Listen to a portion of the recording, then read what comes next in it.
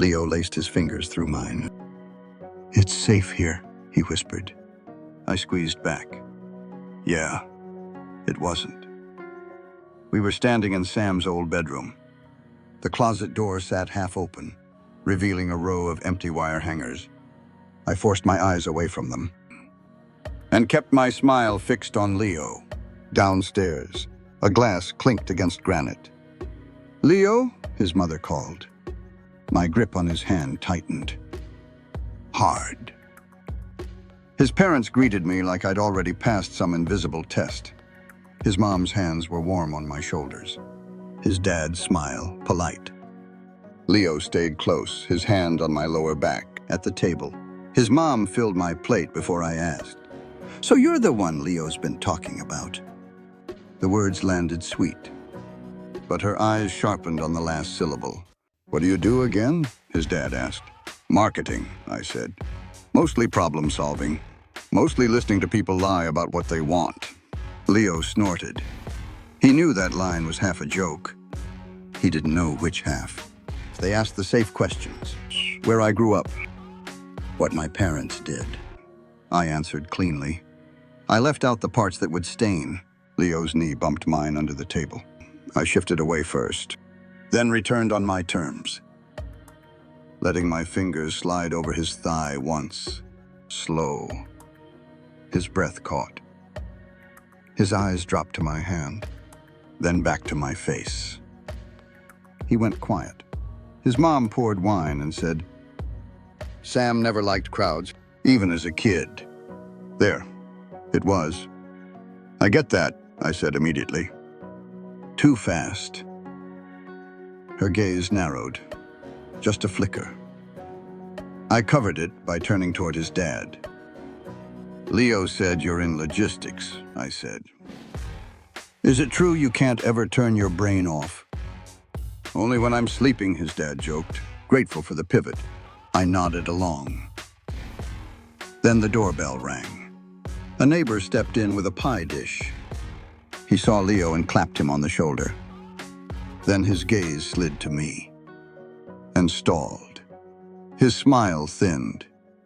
He scanned my face like rereading a headline. "Hey," I said, friendly. I didn't blink. "Do I know you?" he asked. "No," I said, smiling like the idea was funny. "I don't think so." He laughed, but it came out wrong. He handed over the pie, mumbled something about parking, and left too fast. The door clicked shut, and the room felt smaller.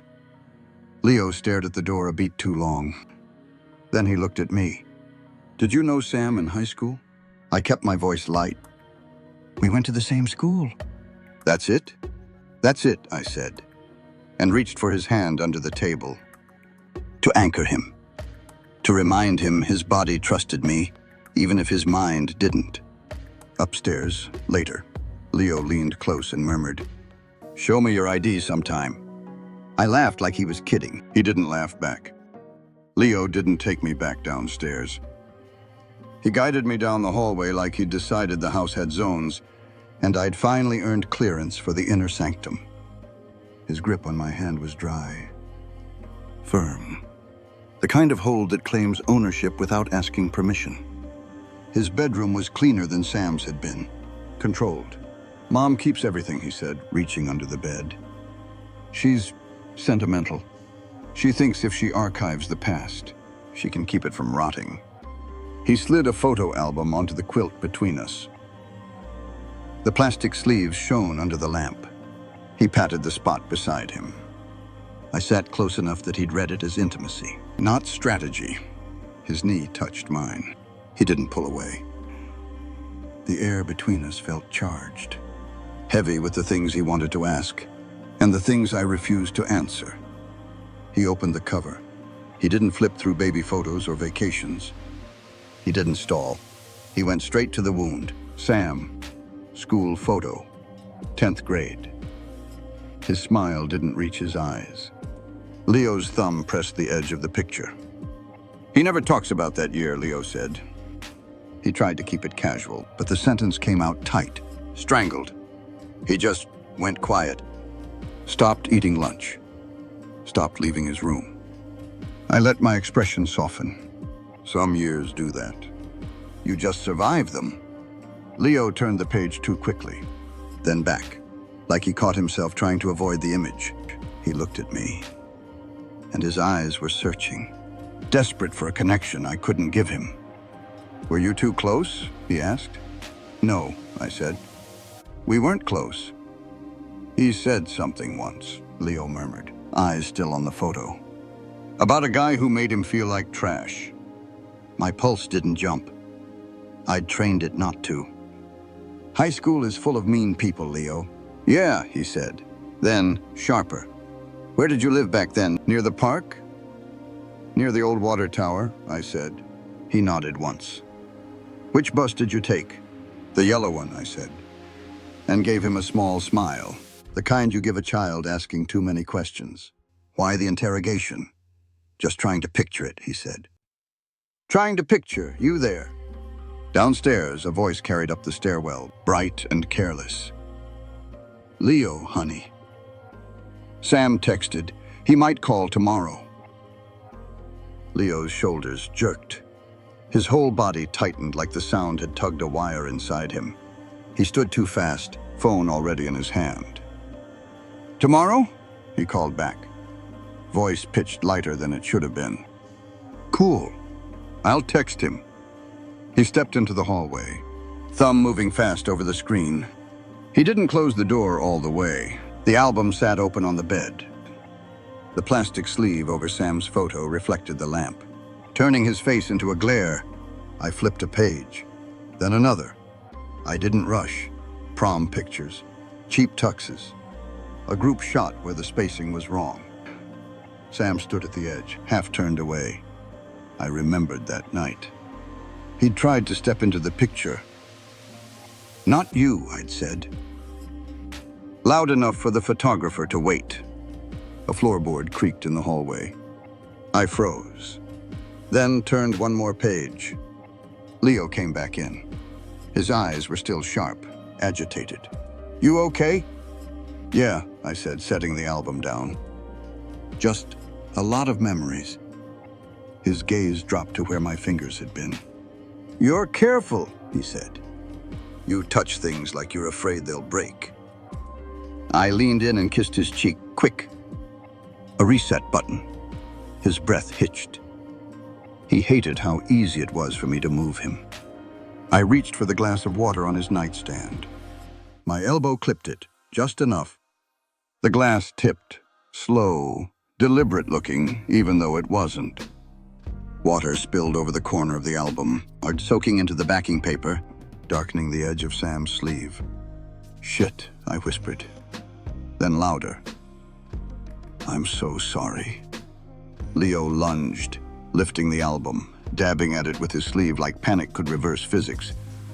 "What happened?" he asked, voice rising. "I didn't see it," I said. And then, because he was watching me too closely, I added, softer, "I'm not trying to ruin anything." He stared at my hands.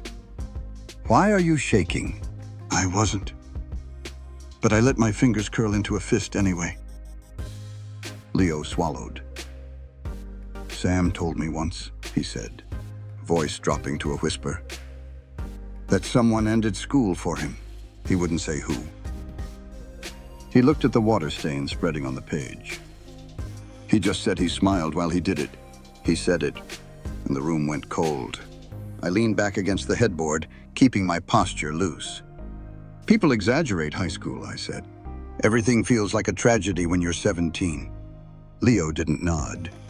He stood up, crossed to his desk, and pulled out a yearbook. He didn't have to search for it. He knew exactly where it was buried. The cover cracked as he opened it. He flipped pages with purpose. He stopped on Sam's photo first. Then he flipped to the seniors. To me. He shoved the book onto the bed. Under my picture, my handwriting looped in dark, arrogant ink. "Keep smiling. It gets easier."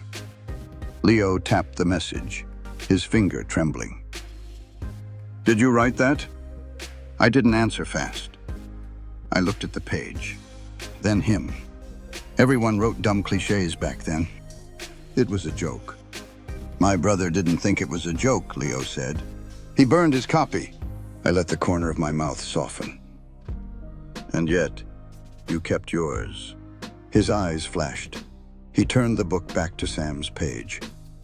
In the margin, in that same dark ink, faint but legible, "Don't talk to him." Leo's voice dropped. "Was it you? Did you tell everyone to cut him out?" A knock hammered the door. His dad's voice, muffled but cheerful. "Leo? Sam's on the landline." "He wants to say hi." Leo's whole body jerked. He looked at the door, then me. He reached for his cell phone on the dresser, instinct taking over. I stepped in close. I laid my hand over his, skin to skin. "Don't," I murmured. He stared at me. "He'll ruin this," I whispered.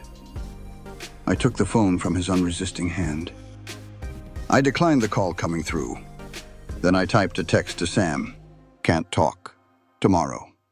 Leo made a small, wrecked sound. "I didn't come here to be forgiven by him," I said. "I came because I wanted you." He backed away, hitting the door. He looked at me like I was a stranger, like he was seeing the teeth behind the smile for the first time. He turned and walked out. I closed the door. I turned the lock. In the bathroom, I checked my reflection. Downstairs, Leo's mother laughed at the television. I rinsed my hands, dried them on a monogrammed towel, and waited for my phone to light up. I was ready for Sam.